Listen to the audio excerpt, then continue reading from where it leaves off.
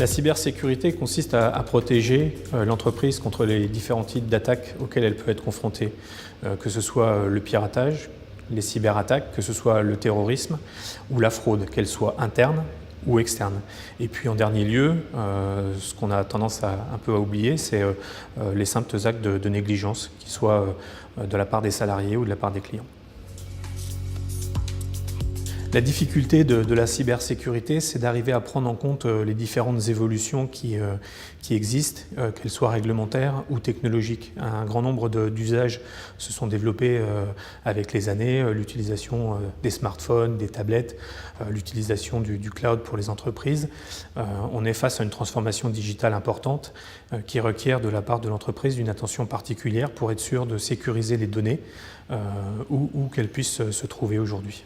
L'autre difficulté, c'est pour les entreprises de prendre en compte finalement les différentes réglementations qui arrivent aujourd'hui, qui sont mises en place par les régulateurs, qu'ils soient nationaux ou internationaux, pour à la fois protéger les clients et protéger aussi les infrastructures de ces entreprises. On a le cas avec le règlement européen sur la protection des données à caractère personnel, on a le cas aussi avec la loi de programmation militaire en France, qui viennent rendre un peu plus difficile encore la prise en compte de la cybersécurité. La vraie difficulté pour les entreprises, c'est qu'on a une évolution des attaques qui suit les évolutions technologiques. On a des développements très importants autour de l'intelligence artificielle qui permettent d'augmenter les niveaux de sécurité, mais dont se servent aujourd'hui les attaquants pour augmenter la complexité des attaques. Elles sont de plus en plus importantes, de plus en plus complexes, difficiles à prédire et très difficiles à prendre en compte. Ça représente en plus un coût important pour les entreprises pour être capable de faire face à cette évolution du côté de la menace.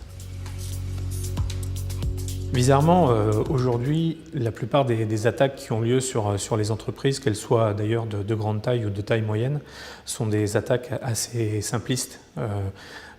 Le plus grand nombre d'attaques, c'est du ransomware et du phishing.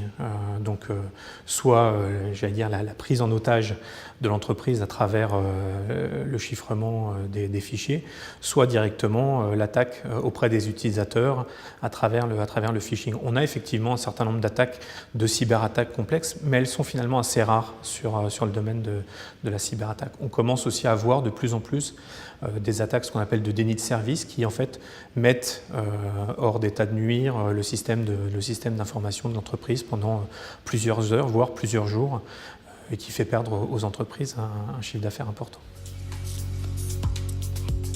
La difficulté pour les entreprises, c'est finalement de maîtriser l'environnement qui ne se trouve pas chez elles. Aujourd'hui, la plupart des banques et les sociétés qui agissent dans le domaine financier ont une grande maturité d'un point de vue de la protection de leur environnement. Ce qu'elles ont du mal à maîtriser, c'est effectivement le côté client. On a un développement, comme vous l'avez dit, de plus en plus important au niveau de la digitalisation, l'utilisation des nouvelles technologies, des smartphones, des tablettes, du cloud. Et la difficulté pour les entreprises, c'est d'arriver à maîtriser ces différents environnements.